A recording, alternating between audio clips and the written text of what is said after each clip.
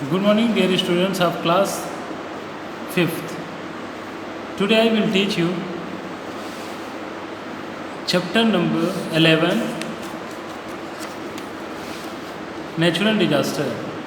इसमें है आपके इन सभी टॉपिक्स के बारे में कुछ टॉपिक्स के बारे में हम आपसे बात कर चुके हैं और चलते हैं ड्रॉट टॉपिक्स के बारे में हम आपसे बात करते हैं। ठीक है, drought is also well known natural disaster. Drought भी एक नेचुरल डिजास्टर है, प्राकृतिक आपदा है। It causes severe economic deprivation to mankind. ये बहुत मानव जीवन के इकोनॉमिक कंडीशन को बहुत ज़्यादा प्रभावित करता है।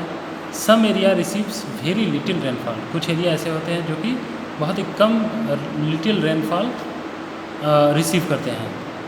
Drought is the extended period of lack of rain or water replacement. Drought is extended period of lack of rain water. Drought उस कंडीशन में होता है जब लंबे समय तक पानी वाटर ना बरसे। ठीक है, किसी एरिया में पानी ना बरसे। This causes an extra shortage of water for agriculture and domestic use. ठीक है, इसलिए ऐसा होता है। ठीक है, extreme this causes an extreme shortage. इस कंडीशन में ड्रॉट तभी होता है जब एक्सट्रीम शॉर्टेज ऑफ वाटर, पानी की बहुत ज़्यादा कमी हो जिससे खेती ना हो सके और घर के लोग भी यूज़ ना कर पाएँ, डोमेस्टिक यूज़ भी ना हो पाए, तो इस कंडीशन में ड्रॉट माना जाता है कि ड्रॉट कंडीशन है। Drought affected area are left with very few natural sources of water. Drought affected area में बहुत ही कम, ठीक है, बहुत ही कम मात्रा में पानी के सोर्स पाए जाते हैं। ठीक है, farmer are the most affected as they are unable to grow crops due to the lack of water. Farmer are the most affected. इससे सबसे ज़्यादा फार्मर्स अफेक्टेड होते हैं, प्रभावित होते हैं, जो कि फसलें उगाने में वो grow crops due to the lack of water. ठीक है, पानी की कमी से वो क्रॉप्स उगा नहीं पाते हैं। ठीक है, इससे सबसे ज़्यादा फार्मर्स अफेक्टेड होते हैं। लीड्स टू द इस कंडीशन में क्या होता है कि फूड की बहुत ज़्यादा कमी होती है और इस कंडीशन में फाइमाइंस मतलब भूखमरी फैल जाती है, भूखमरी जैसी महामारी फैल जाती है। प्रिकॉशन, ड्रॉट से बचने के लिए क्या क्या प्रिकॉशन हम कैसी सावधानियाँ बरत सकते हैं। We can take following steps. हम फॉलोइंग स्टेप्स ले सकते हैं। First, reservoir and the water tank need to be build. ठीक है, पानी के जो रिजर्वेयर होते हैं, पानी के टैंक्स होते हैं। ठीक है, रिजर्वेयर मतलब संग्रहालय। ठीक है, संग्रह करने का, पानी के संग्रह करने की जो कंडीशंस हैं। ठीक है, जिस कंडीशन में हम पानी को स्टोर कर सकते हैं, जिन पानी को कहीं पर भी, उन सभी चीज़ों का हमें बढ़ावा देना चाहिए। ठीक है, और पानी को ज़्यादा से ज़्यादा कंजर्व करना चाहिए, संरक्षित करना चाहिए। रेन वाटर हार्वेस्टिंग, पानी से should be strictly rain water harvesting system को हमें फॉलो करना चाहिए। ठीक है, and third, recycle of waste water should be encouraged. Water को, जो वेस्ट वाटर है, उनको रिसाइकल करके फिर से यूज़ करने के तरीक़ों को हमें प्रोत्साहित करना चाहिए। More trees should be planted and nurtured. ज़्यादा से ज़्यादा पेड़ लगाना चाहिए और उनका नर्चर करना चाहिए, मतलब उनको उनकी सेवा करना चाहिए। Drought resistant crops such as sorghum, millets and maize should be grown. ठीक है, ड्रॉट सूखा को रोकने वाली, जैसे सूखे में होने वाली, ठीक है, सूखे में भी होने वाली जैसे फसलें होती हैं, सरगम, मिलेट्स एंड मेज जैसी फसलों को उगाना चाहिए। Spraying method of irrigation, irrigation में स्प्रेइंग मतलब छिड़काव विधि द्वारा सिंचाई करना चाहिए, जिसमें पानी का बहुत ही कम मात्रा में यूज़ होता है। Proper irrigation facility can also minimise drought. ठीक है, प्रॉपर इरिगेशन, जो इरिगेशन का तरीका होता है, उचित प्रॉपर का तरीका जो होता है, वो उसको अपना करके किसान ज़्यादा से ज़्यादा सूखे से बच सकते हैं। ठीक है, अर्थक्वेक टॉपिक के बारे में बात करते हैं। Shaking of the earth is called the earthquake. पृथ्वी का हिलना। ठीक है, पृथ्वी का हिलना अर्थक्वेक कहलाता है। Shaking of earth is called the earthquake. Sudden movement under the surface of the earth cause earthquake. ठीक है, पृथ्वी के अंदर अचानक से कोई मूवमेंट और गति होने के कारण अर्थक्वेक होता है। This movement cause strong vibration. इस मूवमेंट में बहुत ज़्यादा this movement cause strong vibration और ट्रेमर्स। इस कंडीशन में पृथ्वी बहुत तेज़ी से हिलती है। ठीक है, और पृथ्वी के अंदर बहुत तेज़ी से ऊपर हलचल होता है। This tremors are known as the earthquake. इस कंडीशन में, इस स्थिति में क्या होता है, इस स्थिति को अर्थक्वेक कहा जाता है। The earth experience million of earthquakes every year. अर्थ पे बहुत मिलियन से भी ज़्यादा अर्थक्वेक आता है, होता है। ठीक है, यह पृथ्वी झेलती है।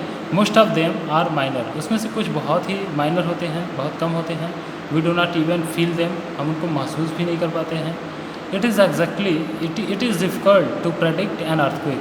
ठीक है, it is difficult to earthquake को प्रेडिक्ट करना बहुत ही मुश्किल है। It is difficult to predict an earthquake को प्रेडिक्ट करना या पहले से बताना बहुत ही मुश्किल है। The seismograph is an instrument. Seismograph एक ऐसा यंत्र है जिसमें क्या होता है कि details and intensity and the duration of earthquake कितना देर आया और इसकी कितनी तीव्रता थी, इसको हम सिस्मोग्राफ के यंत्र के माध्यम से हम मेज़र करते हैं। ठीक है, it is measures the magnitude of an earthquake on the Richter scale. It is measure the magnitude of an earthquake on the Richter scale. यह मापा जाता है मैग्नीट्यूड ऑफ एन अर्थक्वेक। ठीक है, पृथ्वी के अर्थक्वेक ऑफ रिक्टर स्केल के पैमाने पर पृथ्वी का जो तीव्रता थी, पृथ्वी की जो अर्थक्वेक की तीव्रता थी, उसको रिक्टर स्केल पैमाने पर मापा जाता है। The point where the earthquake starts. Point जहाँ से अर्थक्वेक स्टार्ट होता है उसको फोकस कहा जाता है। The point directly above the focus on the surface of the earth is called the epicentre. Focus के ऊपर जो पॉइंट होता है उसको एपीसेंटर कहा जाता है। The effect of an earthquake is maximum near the epicentre. ठीक है, सबसे ज़्यादा इफेक्ट पड़ता है एपीसेंटर पे। अर्थक्वेक का सबसे ज़्यादा प्रभाव एपीसेंटर पर पड़ता है। Major earthquake cause a lot of damage to life and property. ठीक है, अर्थक्वेक से बहुत ज़्यादा लाइफ और प्रॉपर्टी की बहुत ज़्यादा क्षति पहुंचती है। The April earthquake of 2015 is Nepal caused severe damage to life and property. 2015 में नेपाल में जो अर्थक्वेक हुआ उसमें बहुत ज़्यादा लाइफ और प्रॉपर्टी मानव जीवन के प्रॉपर्टी और लाइफ बहुत ज़्यादा संपत्ति और उसके जीवन पर बहुत ज़्यादा प्रभाव पड़ा है। Almost entire the Nepal was affected by the earthquake। almost अधिकांशतः सारा पूरा का पूरा नेपाल इस भूकंप से प्रभावित हुआ था। Certain parts of the India where, Bharat के कुछ हिस्से भी प्रभावित थे। ऑन 26 जनवरी 2001 भारत में एक भूकंप आया था 2001 में जनवरी में। देयर वॉज वेरी मैसिव, जहाँ पर इस भूकंप की स्थिति में बहुत ज़्यादा हानि हुई थी भुज में। भारत के गुजरात राज्य के भुज शहर में बहुत ज़्यादा इसका प्रभाव पड़ा था। In the state of Gujarat countless people, इसमें अनगिनत लोग मारे गए। एंड वाज सीवियर डैमेज, और मानव जीवन की संपत्ति का बहुत बड़ा विनाश हुआ। ठीक है, अब प्रिकॉशन कैसे कर सकते हैं, हम कैसे बच सकते हैं। ठीक है, we can take the following steps. हम कुछ स्टेप्स, फॉलोइंग स्टेप जो नीचे दिया गया हुआ है, इसको फॉलो करके हम अर्थक्वेक से होने वाली मानव जीवन और संपत्ति को बचा सकते हैं। ठीक है, we can property safety techniques should be follow. Property safety, जो कि घर बनाते समय जो प्रॉपर्टी सेफ्टी टेक्निक होता है, संपत्ति को बचाने के जो तरीके होते हैं उनको फॉलो करना चाहिए। ठीक है, do not stand near the outer walls.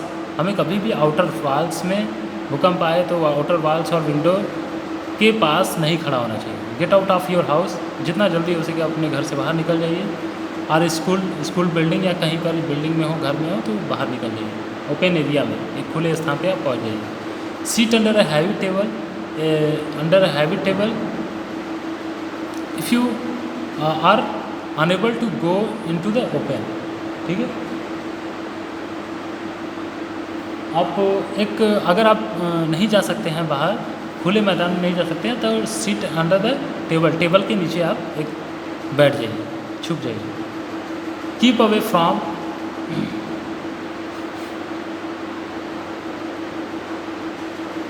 Do not use a lift immediately after the earthquake, earthquake के तुरंत बाद हमें लिफ्ट यूज़ नहीं करना चाहिए, प्रयोग नहीं करना चाहिए। Aftershocks of an earthquake can also be devastating, so do not entire building immediately after the earthquake, ठीक है। हमें कभी भी बिजली का यूज़ नहीं करना चाहिए, ठीक है।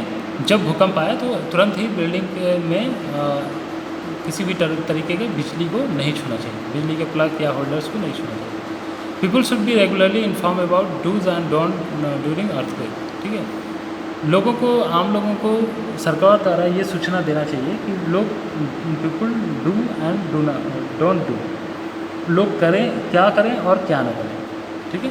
इस तरीके से हम अपने आप को प्रिकॉशन से, भूकंप से बचा सकते हैं। साइक्लोन के बारे में हम आपको नेक्स्ट वीडियो में बताएंगे।